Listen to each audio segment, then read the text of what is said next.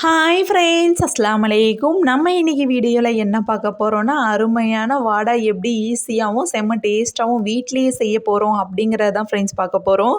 வீடியோவை கடைசி வரைக்கும் ஸ்கிப் பண்ணாமல் பாருங்கள். வாங்க வீடியோக்குள்ளே போகலாம்.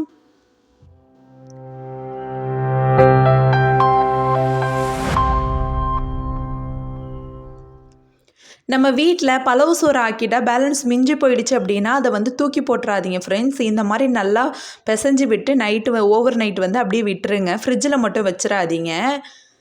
இதுக்கு தேவையான பொருட்கள் வெங்காயம், பச்சை மிளகாய், மல்லிக்கீரை, கருவேப்பிலை நம்ம வச்சுருக்கோம் இல்லையா ஃப்ரெண்ட்ஸ். அதாவது நம்ம பேலன்ஸ் மிஞ்சி போன சாப்பாடை வச்சுருக்கோம் இல்லையா, அதை மார்னிங் என்ன செய்றீங்க, எந்திரிச்சு இந்த மாதிரி வெங்காயம், மல்லிக்கீரை, பச்சை மிளகாய் எல்லாமுமே அரிஞ்சு அது மேலே இந்த மாதிரி நல்லா போட்டுருங்க. இதில் வாடா சுட்டோம் அப்படின்னா ரொம்பவே டேஸ்ட்டாக இருக்கும் ஃப்ரெண்ட்ஸ். வீட்டில் கண்டிப்பாக ட்ரை பண்ணி பாருங்கள். மிளகாய் தூள் 1 ஸ்பூன் அளவுக்கு நம்ம ஆட் பண்ணிக்கலாம். உங்களுக்கு காரத்துக்கு ஏற்ற மாதிரி நீங்கள் எடுத்துக்கோங்க. நான் ஒரு பவுல் அளவு தான் பலவு சோறு மிஞ்சி இருந்துச்சு. அதுக்கான உள்ளது தான். உங்களுக்கு கொஞ்சம் கூட குறைச்சிருந்துச்சுன்னா அதுக்கு தகுந்த மாதிரி ஆட் பண்ணிக்கோங்க. சீரகத்தூள் இருக்குது இல்லையா, அதையும் ஒரு பிஞ்ச் அளவு நம்ம ஆட் பண்ணிக்கலாம். மஞ்சத்தூள் போட்டுக்கோங்க ஃப்ரெண்ட்ஸ்.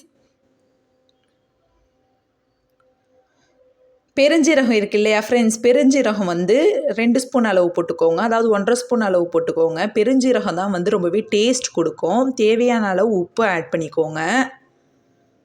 பாருங்கள் ஃப்ரெண்ட்ஸ், இது எல்லாத்தையும் நல்லா இந்த மாதிரி பிசைஞ்சு விடுங்க.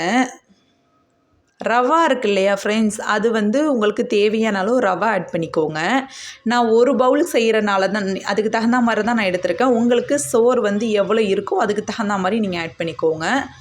அரிசி மாவு இருக்கு இல்லையா, அதுவும் நம்ம ஆட் பண்ணிக்கலாம். நல்லா பிசைஞ்சு விடுங்க ஃப்ரெண்ட்ஸ். பிசைஞ்சு விடும்போது உங்களுக்கு தண்ணி அதிகமாக இருக்கிற மாதிரி நீங்கள் ஃபீல் பண்ணிங்க அப்படின்னா நீங்கள் அதாவது அரிசி மாவு கொஞ்சம் கூடவே போட்டுக்கோங்க. ஒன்றும் பிரச்சனை இல்லை. இந்த பாருங்கள், இந்த அளவு நல்லா பிசைஞ்சு விடுங்க.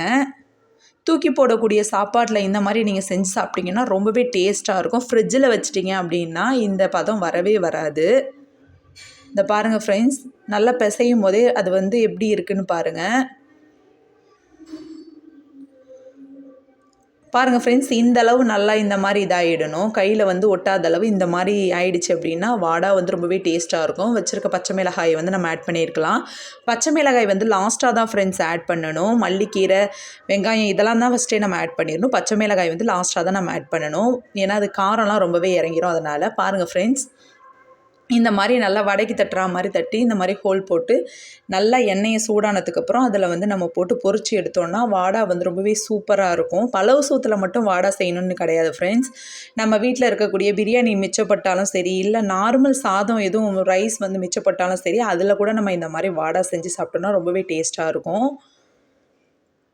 பாருங்கள் ஃப்ரெண்ட்ஸ், நல்லா ஆயில் ஹீட் ஆகிடுச்சு. நம்ம வாடாவை போட்டுடலாம். அதில் இது ரொம்பவே டேஸ்ட்டாக இருக்கும் ஃப்ரெண்ட்ஸ். நம்ம கடைகளில் வாங்கி சாப்பிடணும் அப்படிங்கிற அவசியம்லாம் கிடையாது. வீட்டில் இருக்கக்கூடிய பொருட்களை வச்சு ஈஸியாக செஞ்சு சாப்பிட்லாம். இதை கண்டிப்பாக ட்ரை பண்ணி பார்த்துட்டு கமெண்ட் செக்ஷனில் எனக்கு கமெண்ட் பண்ணுங்கள்.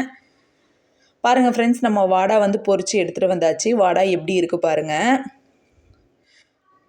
பாருங்கள் ஃப்ரெண்ட்ஸ், நான் வாடாவை இது பண்ணி காட்டுறேன். எப்படி சூப்பராக சாஃப்டாக இருக்குன்னு பாருங்கள். உங்களுக்கே தெரியும். இந்த வீடியோ பிடிச்சிருந்துச்சு அப்படின்னா லைக் பண்ணுங்கள், ஷேர் பண்ணுங்கள், சப்ஸ்கிரைப் பண்ணுங்கள், கமெண்ட் பண்ணுங்கள்.